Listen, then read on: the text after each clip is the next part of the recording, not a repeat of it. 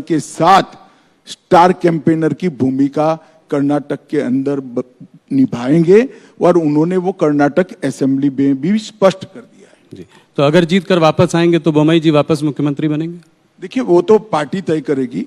अभी पार्टी में इस प्रकार की कोई चर्चा नहीं हुई है, पर बोम्मई जी हमारे मुख्यमंत्री है, बहुत अच्छा काम किया है और अच्छे से चला रहे हैं। और येदियुरप्पा जी और बोम्मई के कालखंड के अंदर जो कुछ भी कर्नाटक में डेवलपमेंट के काम हुए, इसके आधार पर हम फिर से निश्चित रूप से चुनकर आएंगे। और कर्नाटक की जनता डबल इंजन सरकार चाहती है। मोदी जी की योजनाओं को, मोदी जी के कार्यक्रमों को और मोदी जी के विजन को नीचे इंप्लीमेंट करे, इस प्रकार की समान विचारसरणी वाली सरकार कर्नाटक की जनता चाहती है और परिणाम भी इसी प्रकार के आए।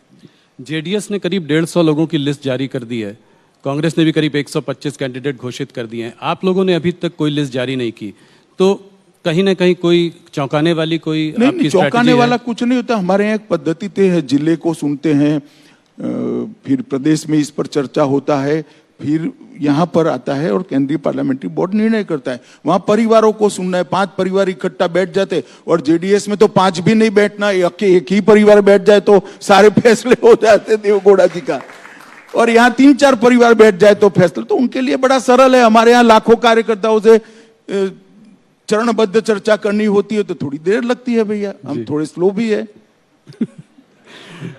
जेडीएस की बात करी तो लोगों का यह भी कहना है कि जेडीएस जो है वो भारतीय जनता पार्टी की बी टीम है, इसको आप कैसे देखते हैं? देखिए, फिर से एक बार आप स्टडी करे बगैर का सवाल कर रहे हैं। गत चुनाव में हम सबसे ज्यादा सीटों के साथ 1 नंबर की पार्टी बने थे। हमारी 104 सीटें थी, जेडीएस की 34 सीटें थी। और फिर जेडीएस कांग्रेस की गोदी में सत्ता के लिए बैठ गई और दोनों ने सरकार बनाई। अब बताइए, जेडीएस किसकी बी टीम है? जरा बताइए ना जनता को। तो आपकी कोई बातचीत नहीं चल रही है? आपकी कोई बातचीत नहीं चल रही है? नहीं, हमारी कोई बातचीत कैसे? हम हर सीट पर लड़ेंगे, पूर्ण बहुमत के लिए लड़ेंगे और मोदी जी के नेतृत्व में पूर्ण बहुमत आएगा, इसका मुझे पूर्ण भरोसा है। किसी से बातचीत का सवाल ही पैदा नहीं हो। कोई भी हालत में अगर जरूरत पड़ी तो भी उनके संग गठबंधन नहीं करेंगे? गठबंधन नहीं करेंगे चाहे कुछ भी, अगर मान लीजिए कम भी पड़ जाए? गठबंधन का सवाल ही नहीं है, किसी के साथ गठबंधन करने की जरूरत नहीं है। पोस्ट पोल भी नहीं, पूर्ण बहुमत प्राप्त करने जा रहे हैं और विश्वास के साथ हम मैदान में उतरे। विधानसभा के चुनाव के घोषणा से पहले आपकी पार्टी ने जो 4% रिजर्वेशन मुस्लिम्स के लिए था, उसको आपने 2-2% जो है लिंगायत और वोकालिगा उसके लिए उसमें बांट दिया। ऑपोजिशन का कहना यह है कि ये पोलराइजेशन की आपकी एक स्ट्रैटेजी है, इसको कैसे देखते हैं आप, क्या मानते हैं? देखिए, मैं मानता हूं ये करने में थोड़ी देर हो गई है, क्योंकि धर्म के आधार पर आरक्षण संविधान सम्मत नहीं है, ये गैर संवैधानिक है। किसी भी प्रकार का आरक्षण धर्म के आधार पर नहीं हो सकता है। जो कांग्रेस की कर्नाटक सरकार ने पोलराइजेशन के लिए किया था, उसको हमने करेक्ट किया है और मैं मानता हूं ये करने में थोड़ी देर हो गई। अमित जी, आगे बढ़ते हैं, थोड़ा सा आने वाले 2024 के चुनाव पर चर्चा करते हैं। प्रधानमंत्री मोदी जी ने कुछ ही दिनों पहले एक ऑपोजिशन को बड़ी चुनौती दी है। उन्होंने कहा है कि यहाँ पे भ्रष्टाचारी बचाओ आंदोलन चल रहा है। तो क्या ये समझें कि 2024 में मोदी वर्सेस द रेस्ट होगा, पूरा ऑपोजिशन एक तरफ, मोदी जी एक तरफ? कैसे देखते हैं आप इसको? क्या आप 300 का आंकड़ा 2024 में पार कर पाएंगे? पहले मोदी वर्सेस रेस्ट को मैं आपको समझाने का प्रयास करता हूं, शायद मैं न समझा पाऊं मगर जनता समझ पाएगी।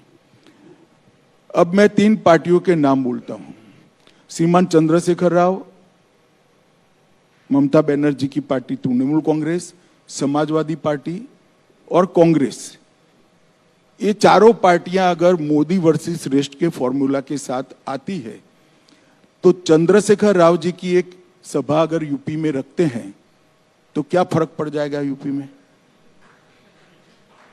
और ममता बनर्जी की सभा तेलंगाना में रखते हैं तो क्या फर्क पड़ जाएगा, और यादव साहब की सभा अगर बंगाल में रख देंगे तो क्या फर्क पड़ेगा। ये सब अपने अपने राज्य में हमारे सामने ही लड़ रहे हैं और लड़ाई इसी तरह से होनी है। एकता आपकी टीआरपी बढ़ाने के लिए है आपको उन लोगों का धन्यवाद करना चाहिए। एकता का कोई मतलब ही नहीं है। कोई एक दूसरे को ना नेता मानता है, ना एक दूसरे के लिए एक सीट छोड़ने को तैयार है। चलिए मैं मानूं कि टीआरएस तेलंगाना में 5 सीटें ममता जी को दे दे तो एक लड़ाई हुई भाई, और समाजवादी पार्टी भी 5 सीट वहां दे दे और ममता जी बंगाल में 5-5 सीटें दोनों को दे दे, तब तो एक हुए। मगर सब अपनी अपनी लड़ाई भाजपा के सामने लड़ेंगे और कि हम सब एक है, क्या एक है भाई? नहीं, तब तो आपके लिए बहुत अच्छा है। मगर मान लीजिए उत्तर प्रदेश में एक सीट पर एक ही कैंडिडेट हो, जो जॉइंट कैंडिडेट हो सबका, समाजवादी पार्टी, बहुजन समाज पार्टी और कांग्रेस का, तब कैसे लड़ाई? ना बहुजन समाजवादी पार्टी ऐसा कहती है, ना समाजवादी पार्टी ऐसा कहती है। वो अलायंस करते हैं बंगाल और तेलंगाना में, जी। तो कैसे एक होंगे बताओ? ना बसपा कह रही है कि हम साथ में लड़ेंगे, ना सपा कह रही है हम बसपा के साथ लड़ेंगे, सिर्फ टीवी 18 कह रहा है कि दोनों साथ में लड़ेंगे। अब इससे कैसे होगा भला? को आपका कौन मानेगा? नहीं, मैं तो सिर्फ सवाल पूछ रहा हूं, मैं कुछ कह नहीं रहा हूं। मैं तो जो आप बोल रहे हैं उसको रिपीट कर रहा हूं। Amit ji, central investigative agency से जो है ऑपोजिशन को बहुत डर है, कहती हैं कि जो हमको हैरेस करते रहते हैं, सरकार इनका इस्तेमाल करती है उन लोगों को परेशान करने के लिए।